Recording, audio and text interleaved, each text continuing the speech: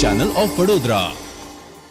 વડોદરામાં ફોરેક્સ ટ્રેડમાં રોકાણ કરવાના બહાને લોકો પાસેથી લાખો રૂપિયા પડાવતી ટોળકીના અન્ય એક સાગરીતને સાયબર ક્રાઇમ બ્રાન્ચની ટીમે સુરતમાંથી ઝડપી પાડ્યો હતો. ફોરેક્સ ટ્રેડમાં ઇન્વેસ્ટના નામે રોકાણ કરતા આરોપીની સંખ્યા 2 પર પહોંચી છે. વડોદરા શહેરમાં રહેતા કલ્પેશકુમાર મોહનલાલ સુતારે ફરિયાદ નોંધાવી હતી કે તેમના સોશિયલ મીડિયા એકાઉન્ટ પર ફોરેક્સમાં ટ્રેડિંગ કરવાનો મેસેજ આપ્યો હતો.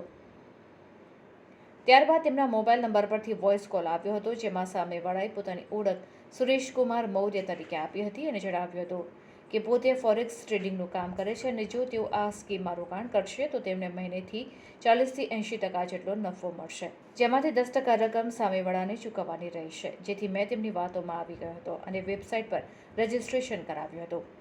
ત્યારબાદ 5 એપ્લિકેશન ડાઉનલોડ કરાવી હતી, જેમાં ઠગે એનીડેસ્ક દ્વારા ફોરેક્સ એકાઉન્ટના લોગિન આઈડી પાસવર્ડ મેળવી લીધો હતો. આ વેબસાઇટમાં પ્રોફિટ દેખાડતા હોવાથી મને વિશ્વાસ આવી ગયો હતો અને આંગળીયા મારફત ઓનલાઈન મળીને 36.71 લાખ ચૂકવ્યા હતા, જેમાં પ્રોફિટ સાથે ઓનલાઈન 71.85 લાખ બતાવતા હતા.